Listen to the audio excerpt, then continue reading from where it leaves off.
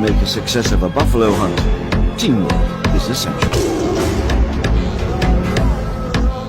That's a singular job for the experts.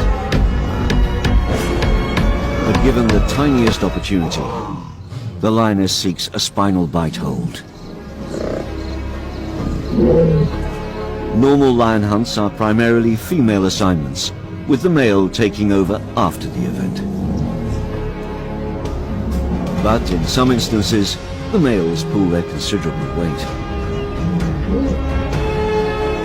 The herds oust the reinforcements. Lions will suffocate their prey, more a safety measure than a courtesy. Once dead, those horns can do no damage.